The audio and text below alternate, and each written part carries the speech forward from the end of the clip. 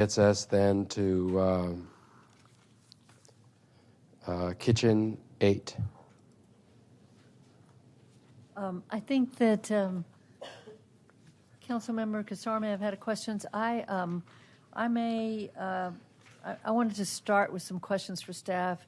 We may not need an amendment. I may be withdrawing it, but I needed to ask some questions Okay, why don't first. you ask your questions and see if you end up withdrawing it. So the purpose of my amendment here was because I was seeing what appeared to be some inconsistencies in terms of how we were zoning parks. Schools and the associated parks. So what I really am want staff to do is to go back and review how we are how that zoning is being done, because I had thought that what we were doing is consistently zoning school properties as P and associated parks that were parkland as PR. But I'm seeing some examples where that's not happening, and some examples where it appears that it's not comparable zoning even. So, for example, I've got one elementary school that's an SF3 and is being upzoned to an MU3. So I would what I'm attempting to do is ask staff if we can go back and review the zoning, and that's my purpose here. So is that something that staff, can staff speak to that? And what I'm aiming for is just comparable zone. What I'm aiming for is treating all these schools the same way. Councilmember Kitchen, the application of the zones to the map were carried over from draft 3 per the direction on May 2nd. And with draft 3, we had a P public designation for schools.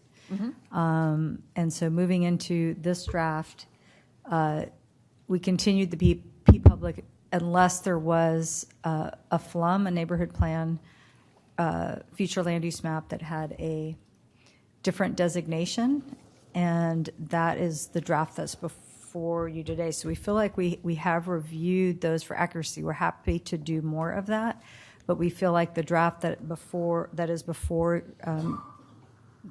council is in service to the May 2nd direction and in coordination with the school district as well. We feel like perhaps further direction would be needed to do anything different than what we've done with the draft 2 that's before you.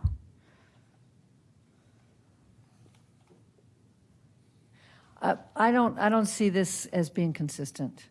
So what I have seen is that I'm going to withdraw it, and we'll talk about it more, and then I can bring it up on third reading. But I have shown you examples where it is not. So, for example, I've shown you examples of where the school property, the park, is not marked as a park. It's not marked PR where it is on the FLUM as PR from a neighborhood plan. And it's also included as a park in the map of the city's parks. So I'm going to pull it down right now and continue that conversation. But I need to understand exactly what you need to see to prove it, because I've given you multiple documents to do that. And so instead of dragging the council through that right now, I'm going to have that conversation with you again, and then talk to my colleagues, because I can show you that these schools at least do not meet the criteria. So I'm going to withdraw it at this point. Okay. Yes, Councilmember Tovo. Can I just get some clarification on that amendment? I know that you've withdrawn it, Councilmember Kitchen, but I guess I'm wondering, staff, if you could respond to why some of these examples were not zoned in the way that Councilmember Kitchen is pointing out based on the earlier direction. Maybe we could talk about, say, Joslyn, or any as an example. But if it's currently, if that was the council direction, can you help us understand the mapping? So the mapping for schools, to kind of reiterate what Anik just laid out, was to zone all schools to P public unless there was a FLUM that designated them otherwise. And this is a carryover from the mapping that was done as part of draft 3 of the former process. So there are a limited set of schools where the FLUM designates a zoning district or character district or land use that is different than civic or public. And I believe some of these schools are examples of those instances. And as it to the parks that are attached to schools, we're happy to re-review the application of PR versus P where there's a school and park combo, but there are instances sometimes where the city owns the land and sometimes the city just has an interest in the land. So that has influenced whether a PR designation was placed on those parks or not. And so if the city is using it, if it's a joint facility, as some of them are, where it's jointly used as parkland by AISD and the city of Austin, what designation did it get? P or PR? I don't know if I can speak to that directly. Can you specify further? Sure. You had sort of crafted a distinction between two kinds of ownership of the parkland, and so I remember from the Urban Parks Task Force work that it really varies. I mean, in some cases the city owns the land, in some cases the AISD owns the land, but we usually have a joint agreement about how to about it being jointly used. And so what I'm trying to determine is, in those instances where it's being used as parkland, regardless of the ownership, is it being zoned as PR for park? If the city owns the land, then it would be zoned PR. Otherwise, it would match up with the FLUM designation or the public designation that we've applied for schools. Councilmember Kitchen thank you. Councilmember Kitchen, what you were trying to achieve was in those instances where it's being used as a park by the city and AISD, zoning it park. Yes. Yeah, I support that, and that does seem like a policy direction that is consistent with our May direction, but it doesn't look as if it's going to happen without further policy direction. So, I mean, especially because the task force I just cited, the Urban Parks Group, was looking at creative opportunities for closing some of those park gaps through the use of these joint. We've come to rely on some of those playground/parks to help close our parkland needs, help close our parkland gaps.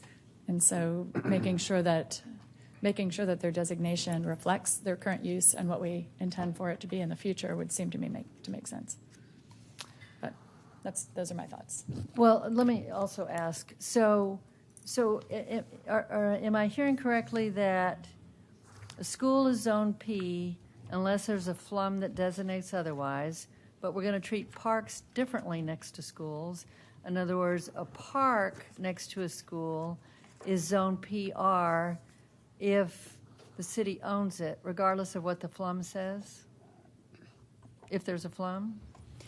Are you not looking at the FLUM for both circumstances, I guess is my question. Correct. We do have a consistent city-owned, municipally owned parkland zone to park for I have to double check this, of course, because this is, built off of former mapping processes that we're gonna have to review through our quality control. But yes, the park methodology of zoning municipally owned parkland as park was the methodology we followed for those properties. So there's a different methodology for a park next to a school than the school itself? Yes, so schools were a standard P or FLUM. I believe parks were following because many of if I remember correctly, and I actually have to go back and look back into this further to give you the better answers. I have to go re-review this. That's fine. It's just that I am aware of circumstances which we've talked about where the FLUM shows a park next to a school as a park, and the city has an interest in it, and the city listed as a park. But but it's not zoned that way. We'll have to check the character districts and the land use designations. Yeah, and then there's another instance where it's not comparable zoning and that's the Joslin, where it's zoned as I think it's in SF3, but it's upzoned to an MU3. So anyway, this just appears to me to be really inconsistent across all of these, and that's why I hear you saying that you feel like you've done it correctly, but I know you're going back to be doing some consistency checks now, as you said, and you're also creating the translation table. So I will pull this down right now, understanding that can you run these? You will be running these parklands through the translation table and your consistency check, right? Okay, well then I would just like to have further conversations about it. Okay. This number is withdrawn. Kitchen 8. I want to go back to. Go ahead. Just real quickly, could I make a recommendation on that issue? If we could have some of the info so that we could have our own meetings with AISD. I want to make sure we're fostering good partnerships with them and that I'm understanding what's going on in my district too. So that just might be helpful if we're going to revisit the topic. Okay. Let's go back up to